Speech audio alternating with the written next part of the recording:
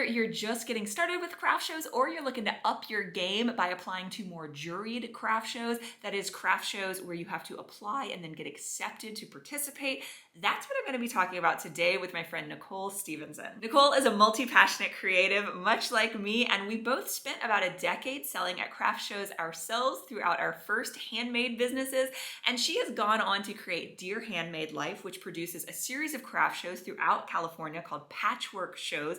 She's been doing that for about 17 years now, and she also hosts the Craftcation Conference, which is a lovely event that I've spoken at a number of times in Southern California. I love this event. I love Nicole, so let's get into it. Thanks for coming on here to talk about how people can get into juried craft shows, because you are in charge of this for a whole series of craft shows in California called the Patchwork Shows, right? Absolutely. Yeah. And it's been, I think this is our 16th or maybe 17th year. So it's been a lot of years that I've been jurying craft fair vendors. Okay, well, so first off, let's set some sort of expectations in case people have never done a juried craft show or maybe really haven't done craft shows at all. What's the difference between a juried craft show and a non-juried craft show, and kind of what should people expect if they're first getting started? And like, do you think they should do a non-juried craft show before jumping into a juried one, maybe? I don't think I would necessarily worry whether the show was juried or not, but I would think about what type of a show you're ready for if you're just starting out. So if your very first show that you do is a 2-day show where you're traveling out of town and it's hundreds and hundreds and hundreds of dollars, I wouldn't suggest that for your first show. I would suggest, something smaller like a local farmer's market or a little maker's pop-up or something like that, where the investment is low, both in your time and your finances, so that you can start to learn the ropes. And sometimes even those small shows are juried.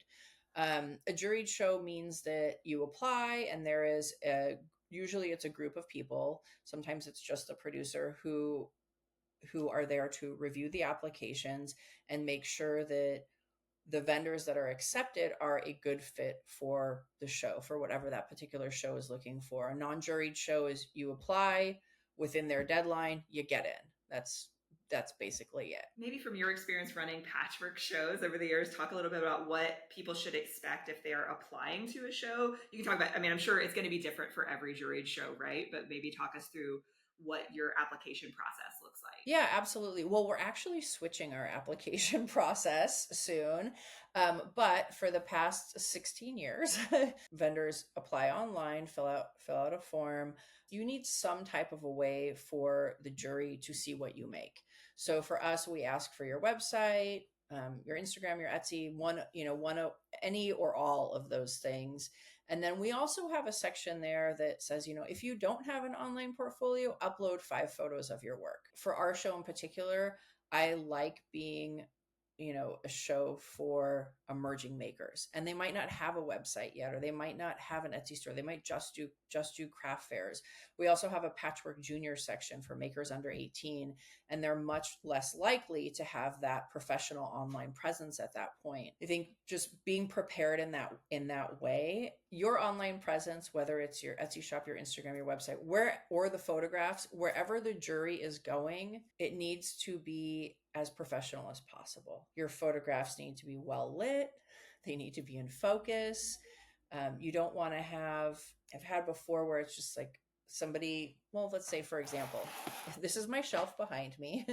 Let's just say that I make candle holders and I sent you this picture and you're like, which is the thing that she makes? It's well styled. It looks adorable, but it's like, what's the thing? You want to have a photograph where your candle holder is here and that's behind it, a little bit blurry with some depth of field. So thinking about it that way, the composition of your photographs of your work, as well as the lighting and the clarity. I think photographs are kind of our biggest thing that we look at as the jury. When people put their Instagram as the place to see what they make, and then their Instagram account is set to private, that's one of my kind of pet peeves of frustration. Or they put their website and it's like, this website's under construction, or their Etsy shop and it's empty, there's nothing in it. So I think just making it easy for the jury to see what they need to see to make their decision, because the harder you make it for them, the crankier they're going to get. And unless your stuff is super, super awesome, if they have to go hunting for it, which I will do, I will Google the maker and like, even if they don't have their stuff there, but I do get a little cranky about it. I don't want to, but I do. So just making sure it's as easy as possible for the jury to actually review your work. I think that you've touched on some common mistakes that people make, right, when they're applying to jury shows.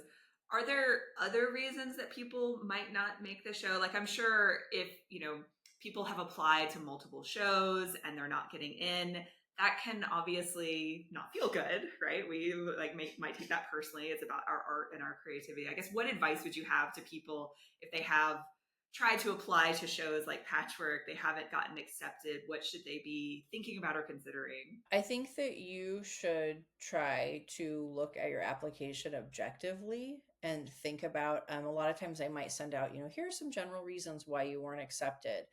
Some shows will allow you to email them and get feedback. We do, but it's after the show season is over. So, we say if you need specific feedback, email us after the show season is over, and we'll let you know, why you weren't accepted. It is hard not to take it personally. Absolutely. I 100% agree. I was rejected from a couple craft fairs in my craft fair career, and it hurt. But when I stopped and thought about it, I was like, oh man, they're right.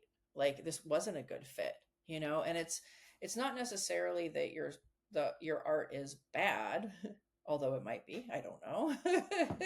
but it's that whatever it is that you're making doesn't fit in with what that particular show is looking for. That's all it is. It's a judgment on not whether what you make is good or bad, but on whether what you make is a good fit for that particular show.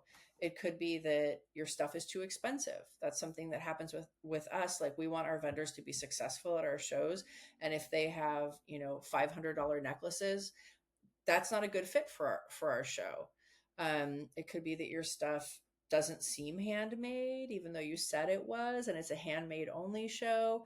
It could be that you're in a category that's very competitive, like jewelry is very competitive, and now Bath and Body is very competitive. Whereas when I was doing stuff, purses were like the most competitive category at the time, which it's like now nobody makes purses. Or it's rare. So thinking about all of those different things, like how do you fit in? The best thing to do is to walk a show before you apply. If you can't do that, check out photographs from previous shows, check out their Instagram, look at the people who are walking at the show. If you're looking at the photographs and think, that look like the kind of person who would buy what I make? Yeah, it's so important to walk a show, because part of, whether you fit with it is your brand and your ideal customer, right? And like, for certain types of businesses, if you're really into anime, for example, or, like geek stuff, your ideal customer might be at craft shows like Patchwork Show, but they might also be at like a Comic-Con or something like that. And so you might actually find more success targeting places where your ideal customer will be. So it's really important to like walk those shows and figure out if you're that right fit, like you were saying. Yeah, my mom's a creative person, and for a while she was taking these beautiful silver lighters, like that people would light their fancy candles with, and she was blinging them up with like real Swarovski crystals that she would hand, put on there and everything.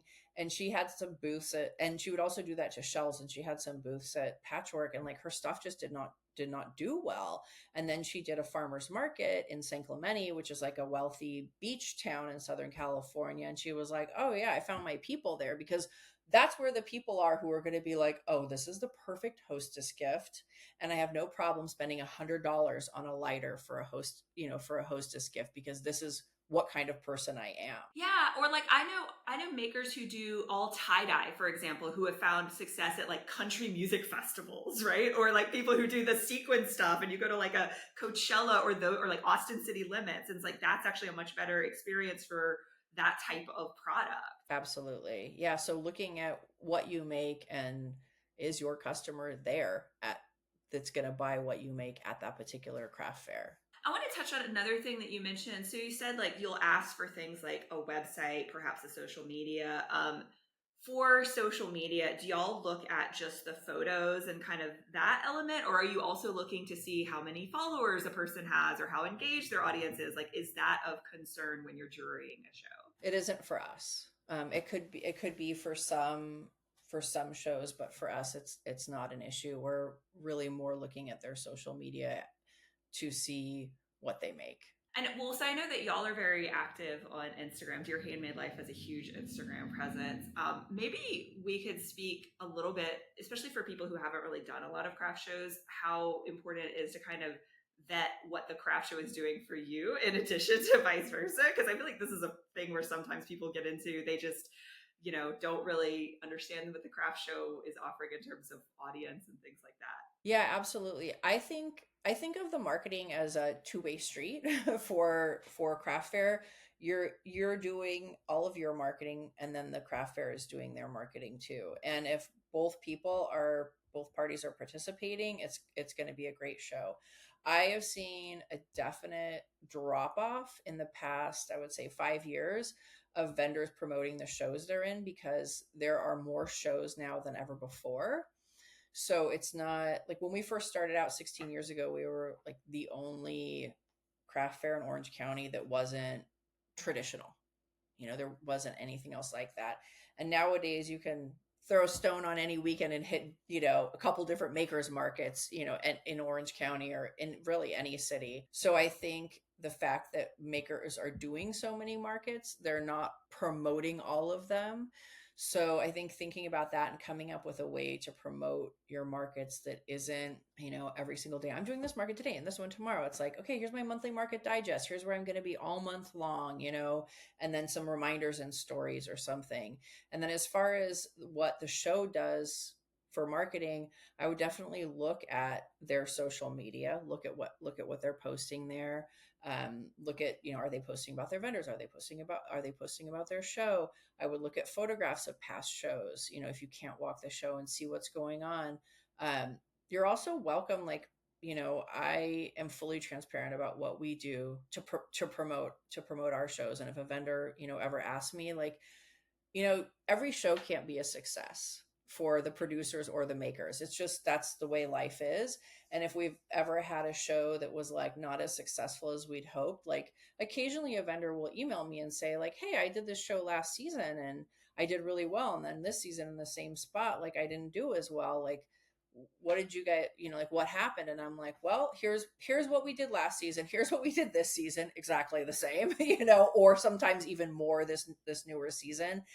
And, it could be something like the weather. In the past, I would say 7 years, politics has actually played a huge role in activities and events and like people going out and doing things. So there's a lot of different factors that go into it. There's so many outside external factors. We have like the pandemic, and that's shifted the way all sort of in-person events happen or have happened, and now we're sort of seeing things go back to normal, but like what is normal anyway, and things will always continue to shift and change. Yeah, it's interesting. We have one location, it's in Oakland, and it's at a place called Jack-London Square where they have a ton of restaurants and bars and shops, and they have a farmer's market there every week. And we've been doing shows there for, I want to say like 10 years. It's been a long time.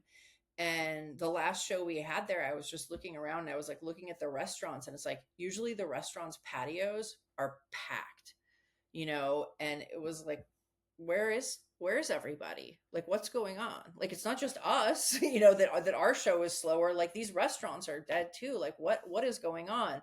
And it's just that particular place has never come back to its pre-pandemic crowds and everything. Yeah, but I think what you were saying about how the marketing really needs to be a two-way street is so important. That was definitely something I always did when I was doing art markets. And even now when I'm doing like teaching events and workshops, like actually on my website, I have an events page. So it's badasscreatives.com/events.